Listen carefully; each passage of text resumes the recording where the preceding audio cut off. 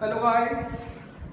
तो कल की वीडियोस में हमने कल कुछ क्वेश्चंस डिस्कस किए थे nth टर्म पर बेस्ड। सिंपल क्वेश्चंस थे सारे के सारे, और मैंने आपको बोला था कि एनसीईआरटी बेस्ड क्वेश्चन है, स्टेटमेंट्स वाले क्वेश्चंस थे, और उसके साथ साथ स्टेटमेंट के साथ साथ कुछ nth टर्म के सिंपल क्वेश्चंस थे, और उस पर बेस्ड आपने एनसीईआरटी के क्वेश्चंस किए होंगे। मैं समझता हूँ समझ में आ गए होंगे।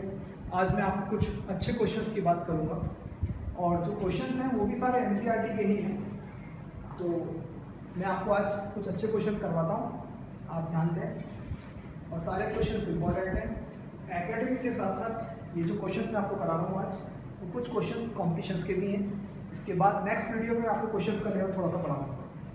तो आज का पहला क्वेश्चन है हमारा, question number 1। If the first and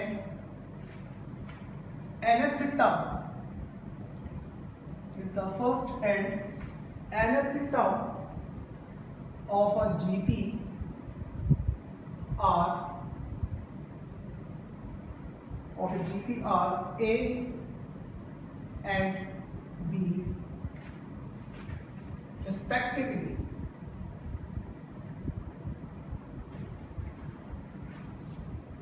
and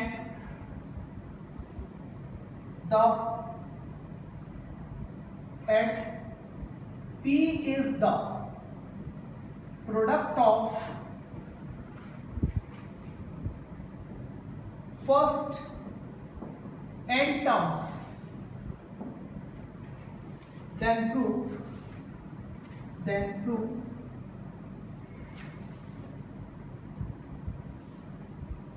P square is equals to AB की होल पावर n।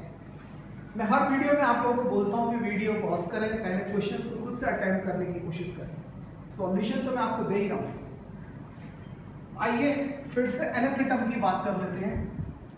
तो हमें सॉल्यूशंस में पता है कि nth टर्म होता क्या है, AR की पावर n-1। आपको पता है कि GP का फर्स्ट टर्म क्या है, A, और nth टर्म क्या है, B। तो nth term B, first term A, तो ना तो मेरे को R पता है ना मेरे को N पता है।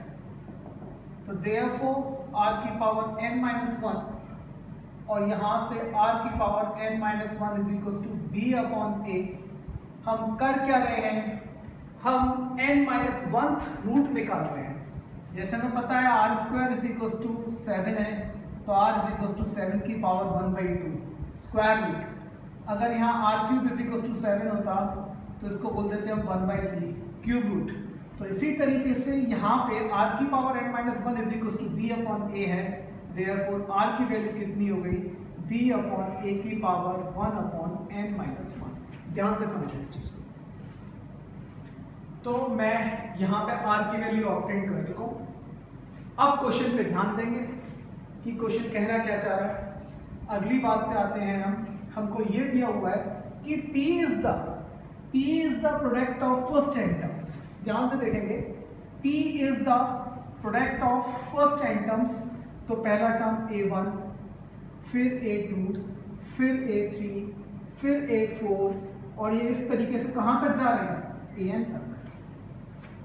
P is the product of first n terms। मैंने सारे n terms का प्रोडक्ट लिख दिया है। अब आप देखेंगे ध्यान से, A1 का मतलब फर्स्ट टर्म A है, A2 का मतलब सेकंड टर्म, तो A2 का मतलब सेकंड टर्म। जब मैं n की वैल्यू 2 यहाँ रखूंगा तो कितना आएगा, AR आएगा, फिर AR स्क्वायर आएगा, फिर AR क्यूब आएगा।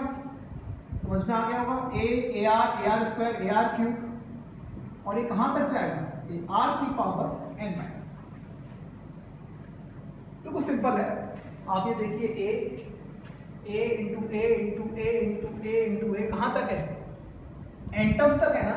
तो मैं इसको क्या लिख सकता हूं, मैं इसको लिख सकता हूं P is equal to A की पावर n। और यहां देखें ध्यान से, इसकी पावर कितनी है, 1।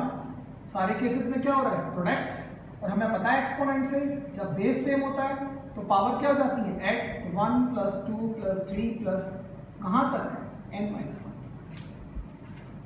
अब आप जो आर के ऊपर पावर देख रहे हैं 1 + 2 + 3 n-1 तक, थोड़ा बड़ा क्वेश्चन है, ध्यान से समझें। तो ये हमें दिख रहा है कि एक AP है, तो देखेंगे आपने AP के n-1 टर्म का सम निकालना है। तो एक फॉर्मूला था हमारे पास n/2 a + l, a कितना है 1 और लास्ट टर्म कितना है n-1, 1 से 1 कैंसिल, इसका सम कितना निकल के आया ये रखें। देखिए P = a की पावर है, R की वैल्यू मेरे को पता ही है, V/a की पावर 1/n-1।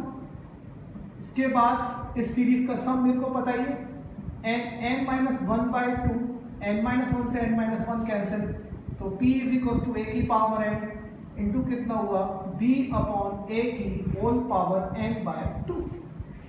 देखें ध्यान से, देन मैं क्या लिखूंगा इसको, a की पावर n इंटू v की पावर n/2 अपॉन a की पावर n/2, एक्सपोनेंट की प्रॉपर्टी है, छोटी छोटी चीजें सबको आती होगी। फिर P = कितना हुआ, a की पावर n इंटू v की पावर n/2। जब मुझे मालूम है कि ये वाली पावर जब ऊपर जाएगी तो इसमें से माइनस हो जाएगी, तो ये कितना रिजल्ट देगी आपको n/2। तो मैं इसे फाइनली क्या लिख सकता हूँ, a v की पावर n/2। इतना आप लोगों को समझ में आ गया होगा।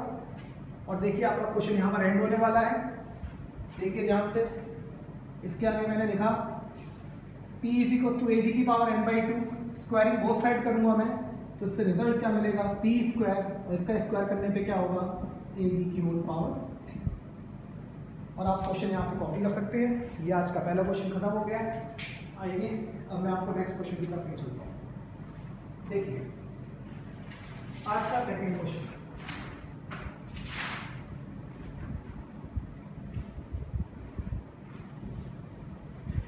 Question number 2।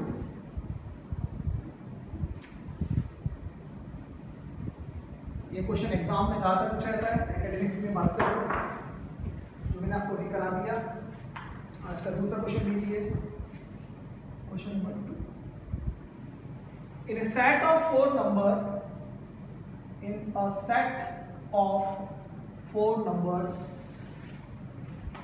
the first three are in GP and the last 3 are in A, with a common difference of 6. If the first number is same as the fourth number, find 4 numbers। अच्छा question, देखें simple है, कुछ भी नहीं है question में, थोड़ा सोचना है आप लोगों को। देखें 4 नंबर आपको लेने हैं, first 3 are in GP, last 3 are in AP.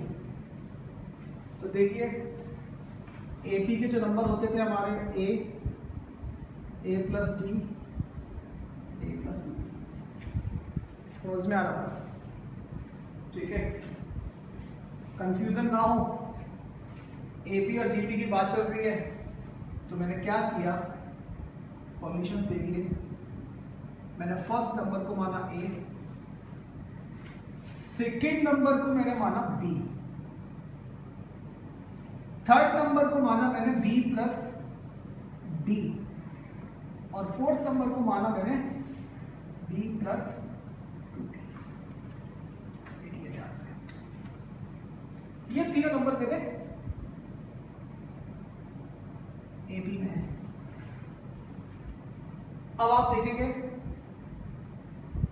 A, B, D की वैल्यू मेरे को तो ये कितना हो गया b प्लस 6, ये कितना हुआ b plus 2d is equal to कितना हुआ b प्लस 12।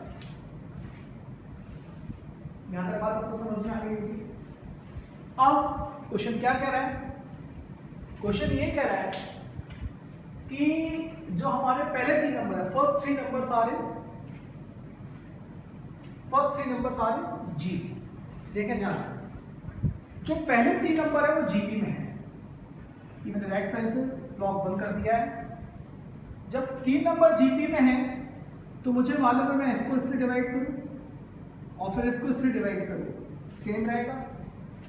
तो b upon a must be equal to b plus 6 upon a, sorry upon b।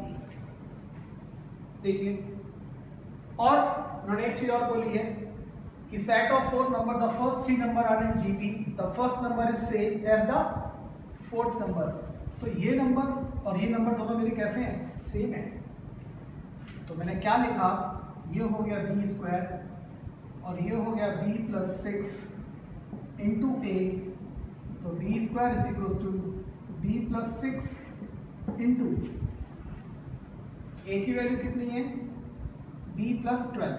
देखिए b प्लस 12, तो जब मैं इसको मल्टीप्लाई कराऊंगा तो it will be b square then b square plus 12b, समझ में आ रहा होगा, b square plus 12b plus 6b plus 72, ये दोनों टर्म कैंसिल।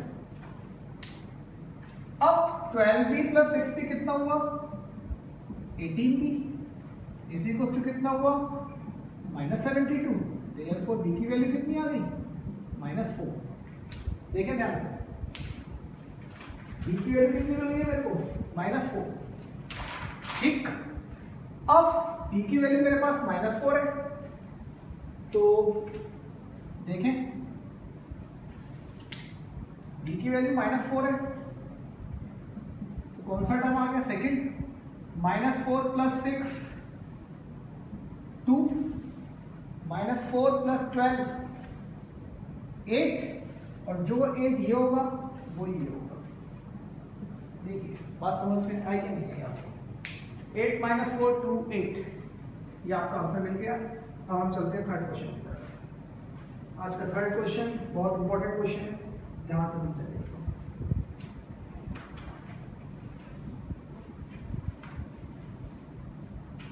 आज मैं आपको इसके बाद एक नया कॉन्सेप्ट क्लियर करूंगा इसमें। पहले इस क्वेश्चन को देखें, क्वेश्चन नंबर 3, ये भी इंपॉर्टेंट क्वेश्चन है, एग्जाम्स के मतलब पहले। 3 numbers whose sum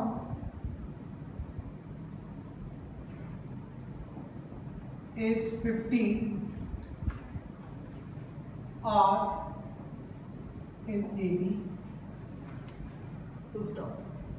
If 1, 4, 19 be added to them respectively, the resulting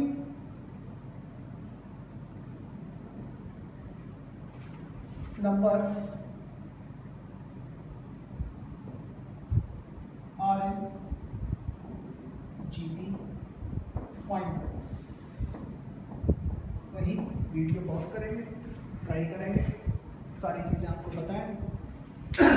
करना क्या है आपको, देखिए सिलेक्शन ऑफ टर्म्स की अगर हम बात करें तो हमने AB में पढ़ा था कि जब सिलेक्शन ऑफ टर्म्स की बात करते थे, 3 टर्म या 4 टर्म लेने होते थे, तो सिलेक्शन ऑफ टर्म्स हमारा क्या था, हमारा सिलेक्शन ऑफ टर्म्स था A - D, A plus D। ये तीनों नंबर AB में है, राइट। अकॉर्डिंग टू क्वेश्चन इन तीनों नंबर का सम गिवन है आपको, A - D, A plus D is equal to कितना 15। नंबर हम ये भी ले सकते थे a plus D a plus 2d, लेकिन हमारे पास ये दो वेरिएबल में इक्वेशन बनती और क्वेश्चन हमारा इससे भी सॉल्व होता, लेकिन लेंथी हो जाता है, इसलिए हमने टर्म्स को ये सेलेक्ट किया है। यहाँ d से d कैंसिल किया तो 3a is equal to 15, therefore a की वैल्यू आपको मिल चुकी है कितनी, 15। नाउ अकॉर्डिंग टू क्वेश्चन, अब क्वेश्चन क्या कह रहा है, क्वेश्चन ये कह रहा है कि अगर हम if 1 4 19 be added to the numbers, अगर हम इन तीनों नंबर को इनमें रेस्पेक्टिवली ऐड कर दें, देखिए if 1 4 19 be added to them, तो हमारी a की वैल्यू कितनी मिली है, सॉरी 5। तो जब मैं 5 यहां रख दूंगा तो मेरे पास पहला टर्म कितना हो गया, देखें ध्यान से, 5 माइनस डी, दूसरा टर्म कितना हो गया 5, तीसरा टर्म कितना हो गया 5 माइनस डी। अब पहले नंबर में 1 ऐड किया, ठीक है, पहले नंबर में 1 ऐड किया तो ये कितना हो गया 6 माइनस डी, दूसरे नंबर में 4 ऐड किया कितना हो गया 9, तीसरे नंबर में 19 ऐड किया तो 19 प्लस 5 कितना हो गया 24 प्लस डी, 24 प्लस डी। अब क्वेश्चन क्या कह रहा है कि ये तीनों नंबर किस में हो जाते हैं, जीपी में, और जीपी की कंडीशन देखो मालूम है कि 9/6 minus D must be equal to 24 plus D upon 9, ठीक है। इसके आगे क्वेश्चन को कर रहा हूं मैं, ध्यान से देखेंगे। 9 9 सा क्रॉस मल्टीप्लाई कराया 81, 6 माइनस डी इसका मल्टीप्लाई कराया 24 प्लस डी, तो ये हुआ 81, इसको इससे मल्टीप्लाई कराया 6 4 जा, आप थोड़ा ध्यान दें, हो सकता है गलती हो जाएगी कैलकुलेशन में, 6 4 जा 24, 6 2 जा 12 और 2 14, देन 6 को डी से कराया प्लस 6d माइनस 24d और माइनस डी स्क्वायर, क्वाड्रेटिक बनती दिख रही होगी आप लोगों को। इस डी स्क्वायर को इधर लेकर आया तो ये पॉजिटिव, 6d में से 24d गया तो माइनस का 18, इधर लेकर आऊंगा तो प्लस का 18d, और 144 में से 81 माइनस किया तो कितना आया 63, इसको इधर शिफ्ट करूंगा तो ये जाएगा -63 इज इक्वल टू 0। आपको क्वाड्रेटिक इक्वेशन दिख रही है, और क्वाड्रेटिक की आपको मिडिल टर्म्स में करनी आती है। 61 के फैक्टर करने हैं तो 61 के फैक्टर कितने होंगे कि 18 आ जाए तो 21 इंटू 3, तो 21d minus 3d minus 63 equals to 0, तो d कॉमन लिया तो d प्लस 21 माइनस का 3 कॉमन लिया तो d प्लस 21 इक्वल्स टू 0, तो d प्लस 21 और d minus 3 equals to 0, therefore 0 से कंपेयर कराया तो d की वैल्यू कितनी होगी -21 और d की वैल्यू कितनी हुई 3, तो d की वैल्यू -23 21 और d की वैल्यू 3, और आपको a मालूम ही है कितना था 5, तो इस तरीके से आप इसके तीनों नंबर ऑप्टेट कर सकते हैं, ठीक है। चाहे तो इसका आंसर आप लिख लें, इसका आंसर है, इसका जो आंसर है, एक आंसर जो आएगा वो 258 आएगा, और दूसरा जो आंसर है इसका तो 26 5 माइनस 16, 26 5 माइनस 16। तो मैंने आपको आज 3 क्वेश्चंस करा दिए हैं, इन 3 क्वेश्चंस पर बेस्ड आप और भी क्वेश्चन अटेम्प्ट कर सकते हैं। इसके बाद में आपको जो अगला टॉपिक है उसके बारे में थोड़ा सा बता रहा हूँ, बाद बाकी इससे रिलेटेड प्रॉब्लम्स मैं कल सॉल्व करूँगा,